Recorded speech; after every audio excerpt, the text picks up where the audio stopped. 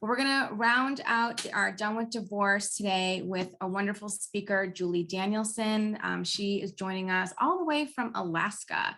So we asked Julie to come on because she literally has a thriving community on Facebook, and it's called Thriving Community Women Supporting Women Through Divorce. She also has one of the #1 divorce podcasts out there, and it's called Get Over Divorce. We're done with divorce. She's Get Over Divorce. So wanted to bring Julie on today to talk about something that we are definitely seeing with our clientele. We're seeing women that have not been in the workforce for sometimes years, sometimes multiple decades, and now returning to the workforce. And Julie has kind of put something together special for us today, and we want her to share it with us. So thank you. Thank you so much. And thank you for that wonderful introduction, Elise. I always love doing these for you. So Thanks. Today I'm going to cover re-entry, and whether you're a stay-at-home mom or a military spouse or a veteran, or you're just finally getting back into the workforce because of divorce or whatever reason, I'm going to cover 7 ways that you can empower yourself during this process. And bear with me because I do have a bit of a cold, so I'm going to be drinking some water along the way. So 7 ways to empower yourself in this process. The very first way is number 1, start before you're ready. Now, a lot of people are thinking about their next move into the workforce, but they're not taking any action because they don't feel ready yet. Well, you may never feel ready. So whether it's because you have some time, because you have a financial buffer, or maybe things are just really super chaotic with your divorce and you're waiting for the divorce to settle, this could be a mistake, because there will come a point where it gets down to crunch time and time may not be on your side, right? So start taking some small actions now that will help you start feeling more ready. Now, feeling ready is simply being prepared, right?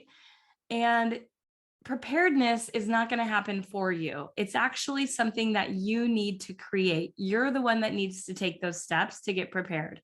So start right now by simply updating your resume. Now, I'm going to give you a couple of websites or tips inside this presentation, so have a pen ready.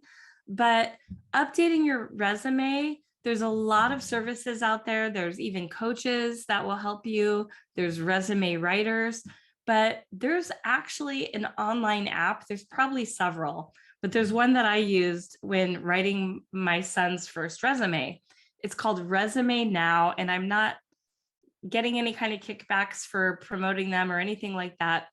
I just happen to have used it. And it's an online app that will walk you through all of the steps where you just answer questions and they spit out your beautiful resume. It does like 95% of the work for you. So including the formatting. So don't be afraid to spend a couple of dollars on getting that very professional updated resume, whether it's an app or a person or a coach. Whatever you do, it's worth it, and they're going to produce a top quality piece that's really going to reflect your strengths, probably better than if you were to do it on your own, right? Okay, number 2, in order to empower yourself through this process, number 2 is address all of your fears. You're going to have all kinds of financial fears that are going to bubble up for you. Even if you have that, safety net and that financial money put aside, there's still going to be some fears that are going to pop up for you, especially if you're stepping back into the workplace. So get them all out on paper, because when they're in your brain, they are this nebulous thing spinning around in your head, just spiraling you into a very scary place. So taking it out of your brain and putting it on paper is giving you power over all of those fears. So some people are fearing not getting the job that they applied for. So rather than working from that scarcity, accept the fact that you are probably going to get some no's. Think of applying for a job as you would shoe shopping. You're looking for that perfect pair of shoes to go with the dress. And you may have to pick up 20 different pairs of shoes and look them over and inspect them. This is the application process. So imagine picking up a different pair of shoes is like applying for 20 different jobs. And then you're going to go on to try some of those on. So not so unlike a shoe, you're going to go to an interview and try on this job, right? And of those interviews, you may get 2 or more offers, or maybe none, and you may have to go through the process all over again. But be willing to be in the discomfort of getting that no, because really that is the thing our brain is fearing the most.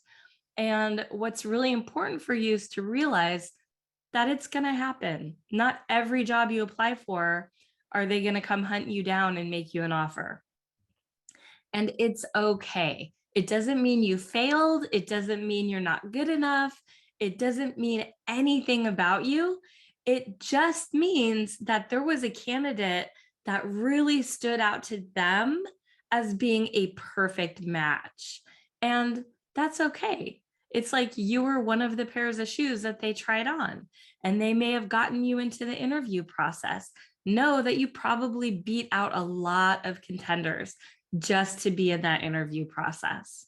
So be willing to go through this process, possibly more than once, and don't make it mean anything about you if you don't get the job, right? You are worthy and deserving no matter what. So when it comes to fears, there's 2 things I want you to do, because fears really stop us from putting ourselves out there and from really getting the job that we deserve. So I want you to write down all of the fears that come up for you. Write them all down. And right next to each one, I want you to write down 2 things. The first thing is, what is the worst thing that could happen? Sit with it. Get your mind around that fear. Is it real even? A lot of times we fear some crazy things that aren't actually possible or true. Okay, so be realistic. And can you live with that? A lot of times, once we write down what the reality is of that fear, it's really not that bad. And we really can live with it. So looking at reality already makes us feel better. Second, what is the outcome that you do want?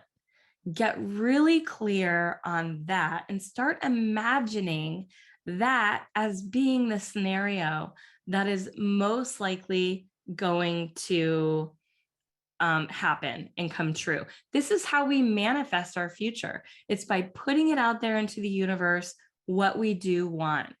And our brain also gets on board with this thought. So rather than letting you get in your own way, you start taking actions that are aligned with this vision of your future. All right, number 3, get clarity on what you want. You are not limited to what you've done in the past. You get to reinvent yourself.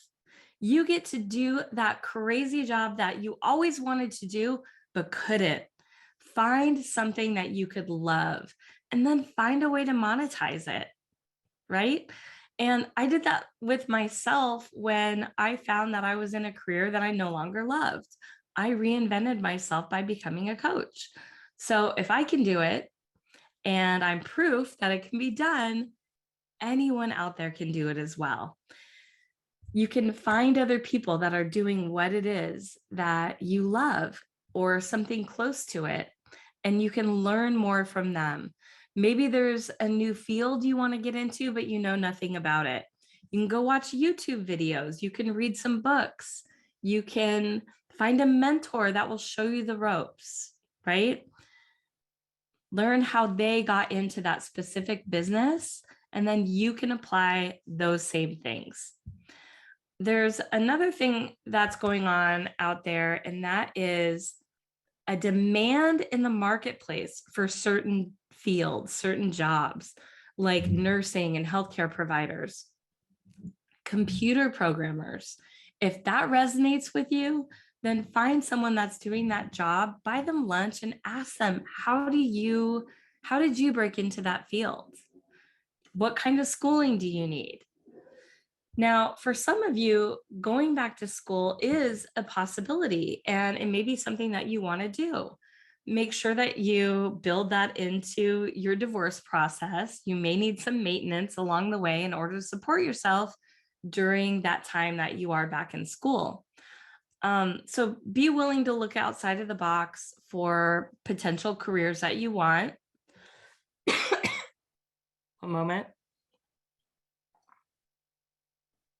And another way of getting your foot in the door is trying an internship for a specific role that you're looking for. Internships are not just for college students anymore. There is a phenomenon going on right now where some companies are calling them returnships. And it is because there are a lot of people coming back into the workforce that were out for some time, maybe like yourself, maybe people that were retired and are bored out of their mind. So they are coming back into the workforce, and these companies are catering to this crowd of people that are older, more qualified, more motivated, and they are in their 40s and beyond, right? So internships or returnships are also beneficial for companies because it is a low risk way for them to try you out and train you and find out if you are a real good fit for that company before they really commit. And there are a lot of top companies out there doing it. 5 of the biggest companies in global finance are doing these returnships. They have programs out there for them. There are 7 global engineering companies that are doing them. And even if there's a company that you are thinking of going to work for, and this would be a great idea for you, ask them if they will create an internship just for you. You may surprise yourself, and they may create a role just for you to give you that training and try you on before they hire you full time. Okay, number 4, and these are going to go a little bit quicker. Tell everyone. Tell everyone in your network that you are looking and what it is that you're looking for. You will be surprised at how many opportunities you can walk away with just from that. You may have an old boss that reaches back out to you, or a friend that has a job opportunity that they've heard about. Maybe they take you to a conference or a networking event. Be willing to put yourself out there and be open and curious for all the possibilities. Okay, number 5 is don't sell yourself short. Hello, women. I'm talking to you. Women apply for jobs when they know they have 95% of the skills that are listed on the job description. Men apply when they have 60%. Don't be afraid to try. Put yourself out there. If you only have half of them, then get smart on what the other half are and what it's going to take for you to get them, and apply anyway. People might hire you just because you bring the right kind of energy to the room. So don't be afraid to put yourself out there. I had a client one time that really wanted to be a 911 dispatcher, but she'd already applied 2 times for that job and never got it. And I said, well, what if you only needed to apply one more time and that's the time you got the job?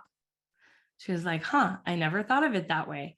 Sure enough, she applied one more time and she got the job. This was her dream job. It's what she always wanted to do, but she gave up after applying twice. So don't give up on yourself. They just happened to have somebody else that was a better fit during that time. And this time she was the best applicant. All right, number 6, don't hide the gap in your work history, and don't apologize for it, and don't try and cover up for it or diminish it in any way. You can explain that time from having been away with your kids or whatever real reason. You can use that to your advantage. There's a lot of skills that you gained being a stay-at-home mom, right? I mean, there's a lot of things going on at once. You're juggling a lot of things. You've basically learned how to be a project manager in that time. So don't be afraid to use those skills and apply them as new skills that you've learned and add it to your resume. So don't hide that gap, but also make sure you are showing that you've used that time wisely. So maybe you had some volunteer work, you could add that to your resume. Maybe there's some classes that you took, you could add that. And if you didn't take classes, you can take them now and add that to your resume. It shows that you are staying current. A lot of employers are afraid of somebody not being up to date in technology, not being up to date in the programs that you're using in the office. So those are the kind of classes that you can take that are going to bring you up to date. Okay. And it's also going to make you look like you were very prepared for this job. All right. Be sure to highlight your strengths and your marketable skills and your talents along the way. This is going to make you stand out in that interview. And number 7, that brings us to be confident in your interview. Now, confidence comes with practice. Don't just step into that interview of your dream job without having any practice under your belt. Just like being a good speaker or being a good guitar player, it requires practice. So being a good interviewer, don't be afraid to practice before you go into that interview situation. Now, I'm going to give you a really cool tool that I just found in preparation of this talk. And Google has an interview warm-up tool. You can probably just Google interview warm-up tool, but I'm going to give you the exact address, and it's going to help you practice for your interview process. It's going to ask you questions. And I want you to practice out loud in front of a mirror even. The more comfortable that you feel talking out loud about yourself and speaking to your strengths and your qualifications, the better of a candidate that you're going to appear. So it's grow.google/certificates/interview-warmup. And I'll be sure to give Elise that link, or you can reach out to me and I'll give you that link if you don't seem to find it on Google. So that's basically it. That's all I have for today. And I wanted to leave enough time for questions and anything else that you have, Elise. Well, I made some notes and then we'll get to some questions. But first of all, I'd already written down practice interview before you even mentioned it. But I was also thinking that to have questions prepared for whoever you're being interviewed by. And sometimes that's just what's the next step, especially when you're speaking to the hiring manager. And then the other thing, I love that whole returnship. I'd never heard of that. That's fantastic. And I'll tell you, and I don't know if I ever shared this with you, Julie, but I'm a midlife career changer myself. Oh, I love that. Totally different career before. I met Diane through volunteer work. That's how we originally met, through the American Red Cross. We worked very closely on an event for several years together. And she asked me if I would ever come work for her. And I'm working, somewhere else. And I was like, in my mind, I have no desire to go back to school. And it was almost 2 years later. And I, wasn't feeling it at work. And I was trying to think more long-term at the time. My kids were getting a little older. And I reached out to Diane. Well, I started doing some research first. What would it take to go back to school? How long would this take me to get my CFP? And went to coffee with Diane. And I'm like, look, I'm looking at these schools and, what do you think? Can I send them to you? Wanted to get some feedback from you. And so in that 18 months, I was working full time, coming to Diane's office. And I mean, thankfully it was right close to my current work. So, or my work at the time. And so I used to go into her office once a week or twice a week and just spend like an hour and a half before I would go to my other job, because my other job had kind of weird hours. But I wasn't interning. I was kind of mirroring, because I'm like thinking in my head, like, do I see myself in this role? So there are people out there that you might already know, or you may don't know or get an introduction to, but there's so many people out there. And the last thing I'll say, that are willing to help. And the last thing I'll say is for mentorship, and I consider Diane, a colleague and a mentor, and I'm very fortunate for that. You will never get a mentor unless you ask for it. No one's going to come to you and say, oh, hey, by the way, I want to be your mentor. You have to look for those opportunities. And sometimes you might not even be thinking about that person in that way, but it'll be something where you're like, well, I just want to take this person to coffee. I want to pick your brain. Everyone wants to talk about themselves. So they're going to say yes. And just take them to coffee. 100%. It's so true. How did you get into this field?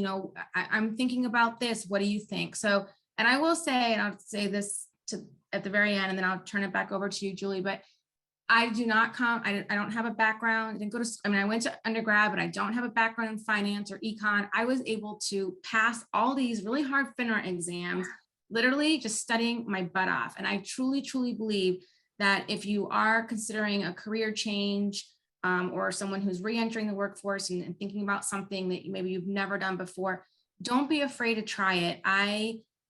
Trust me, I shed many, many tears in the process, but I did it. And I'm so thankful that my family was supportive, and my kids, and my kids were able to watch this for me.